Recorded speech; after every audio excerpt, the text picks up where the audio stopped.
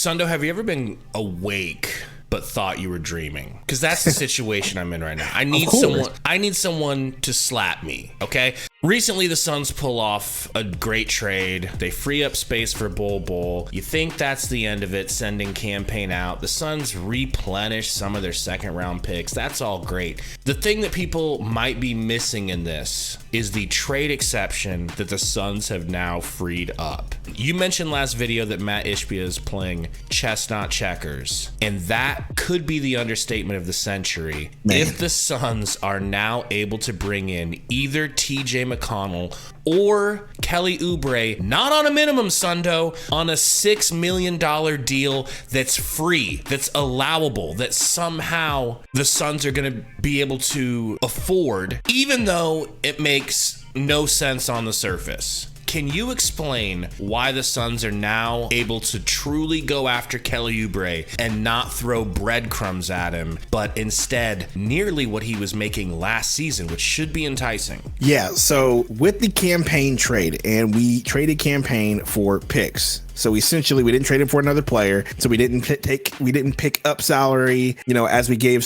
salary away. We traded Cam Payne for picks to get us out of the luxury tax, right? It gets a little bit off of that weight. But in doing so, that created a trade exception, which means we are allowed to then give a player a deal for the same amount of money that we basically gave up, that we gained for Cam Payne, basically. So we can now take whatever salary we owed Cam Payne and give that to a TJ McConnell, to a Kelly Oubre, to anybody who doesn't want the minimum. We can now say, hey, we now have $6 million guaranteed. Here you go. Why don't you come play for a championship? Right off the bat, though, I'm thinking TJ McConnell's not a free agent. His rights are still owned by the Pacers. That much is true. So really, you're looking at the other free agents, and I can't look past Kelly Oubre. I personally feel like Kelly Oubre comes in. He scored 20 points per game last season. He played his best statistical season last year. He would be an instant starter. I'm starting him at the 3, Book at the 2, Beal at the 1,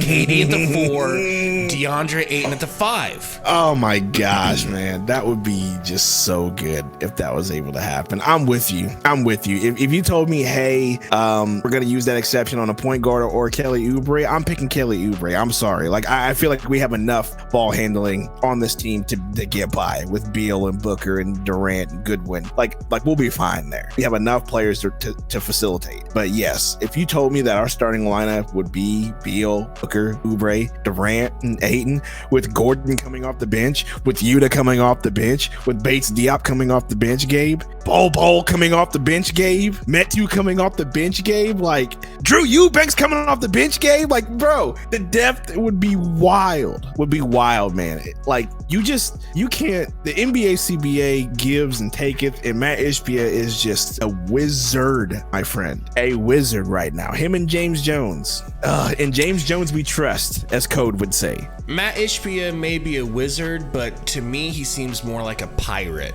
just out on the open seas, robbing dudes. Like, it doesn't make any sense. Like I said, it feels like a dream, and I won't look past Kelly Oubre. I actually disagree with you. I don't think that the Suns have enough point guard help. Jordan Goodwin's nice, but he's unproven. Bradley Beal's not a point guard. He's a 2 guard. I'm sure he can fill that role just fine, but he's not a true. I could see the Suns really needing a point guard, but I don't care, because Kelly Oubre, in my opinion, is better than any potential point guard that the Suns can get, especially on the open market. It's really enticing. I can't lie to you. And just the plays that he brings, the hustle he brings, the toughness he brings, just add that to already the amount of scoring explosion we should have on paper with the team that we have, and just throw Kelly Oubre in there, someone who is able to hit shots wide open, who's able to go get a bucket if he needs it. Man, just add that to the arsenal of what we already have, and it's just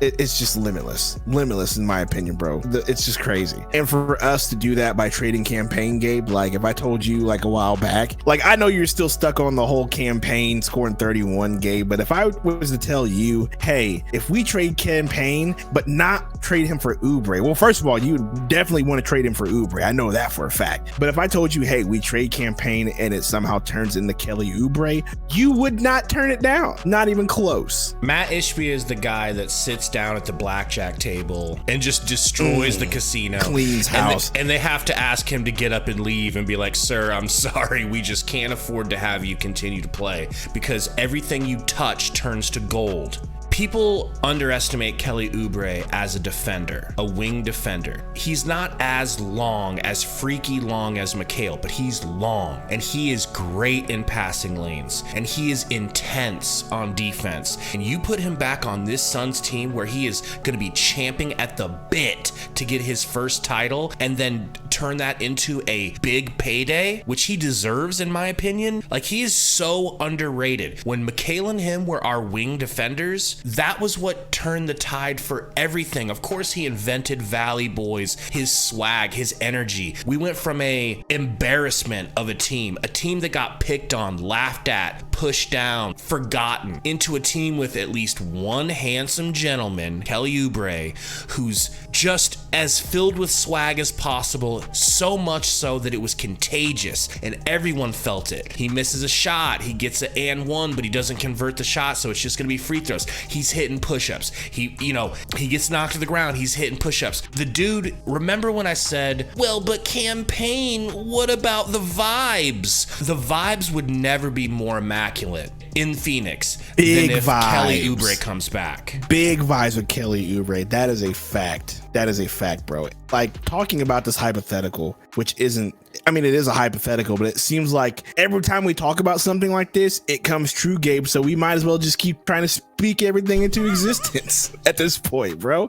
It's wild. Yes, we talked about the Cam Payne trade. We were wrong. Put the video out a little bit early, but it still happened, right? It still happened. The Bol signing still happened. All the names of free agency, Yuta Watanabe happened. So let's just go ahead and let's speak this one into existence. Kelly Oubre is coming to Phoenix on the trade exception. Right here, you heard it first, Valley Pod. We're making it happen.